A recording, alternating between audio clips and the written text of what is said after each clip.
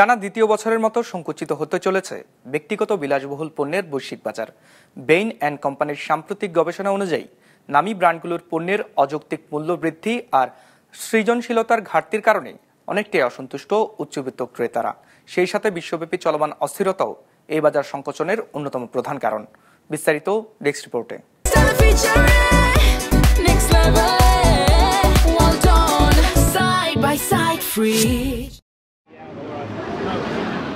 ধনীদের অন্যতম আকর্ষণীয় পণ্যের কেন্দ্রবিন্দুতে রয়েছে ব্যক্তিগত বিলাসবহুল পণ্য। সেই বাজারে বিক্রি কমেছে গেল বছর। তারই ধারাবাহিকতায় এবছরও সংকুচিত হবার পথে ব্যক্তিগত বিলাসবহুল পণ্যের বাজার। সম্প্রতি ইতালির বিলাসবহুল পণ্য উৎপাদকদের সংগঠন আলতাগামার অর্ধবার্ষিক প্রতিবেদন বিশ্লেষণ করেছে বেইন। সেখানে দেখা যায় 2024 সালে উচ্চমানের পোশাক, জুতা ও হ্যান্ডব্যাগ বিক্রি করে প্রতিষ্ঠানগুলো আয় করেছে 36,400 কোটি ইউরো। চলতি বছর আয় 2% কমে 35,800 কোটি ইউরোতে ঠেকতে পারে। 2008-09 সালের বৈশ্বিক আর্থিক সংকটের পর এটাই হবে খাতটিতে প্রথম টানা 2 বছরের মন্দা। বেইনের সিনিয়র পার্টনার ও গবেষণা সহলেখক ক্লডিয়া ডি আরপিজিও জানান, এটি কোনো বিপর্যয় নয়, তবে স্পষ্ট দেখা যাচ্ছে মানুষ সহজলভ্য ব্র্যান্ডের দিকে ঝুঁকছে। এর কারণ তাদের অর্থ নেই বলে নয়, বরং এখন তারা মূল্য ও নীতির সমন্বয় খুঁজছে।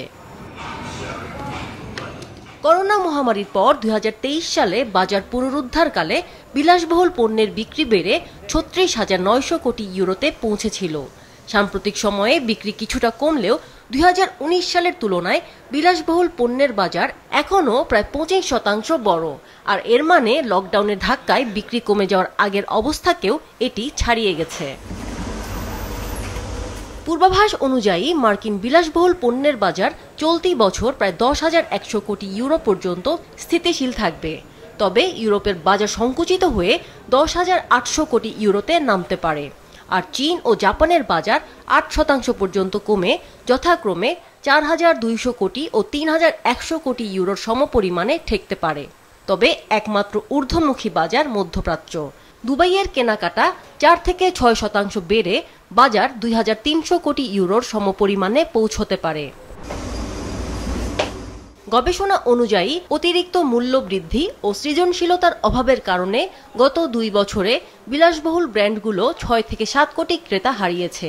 এতে ক্রেতার সংখ্যা 18% কমে 33 কোটিতে নেমেছে। সবচেয়ে ক্ষতিগ্রস্ত হয়েছে বিলাসবহুল পণ্য ব্র্যান্ডগুলোর জুতা ও হ্যান্ডব্যাগ বিভাগ। অথচ এ জাতীয় পণ্যের দাম বেড়েছে সবচেয়ে বেশি। আগামী বছর এই বাজার 3 থেকে 5% পুনরুদ্ধার হতে পারে। বেইনের পূর্বাভাস অনুযায়ী বিক্রি 36,500 কোটি থেকে 37,500 কোটি ইউরোতে পৌঁছতে পারে। তবে এর পুরোটাই নির্ভর করছে মার্কিন আর্থিক বাজারের শক্তিশালী সম্প্রসারণ ও চীনের পুনরুদ্ধারের ওপর। আমিনা লুসি, বিজনেস রিপোর্ট, মাছরাঙ্গা টেলিভিশন।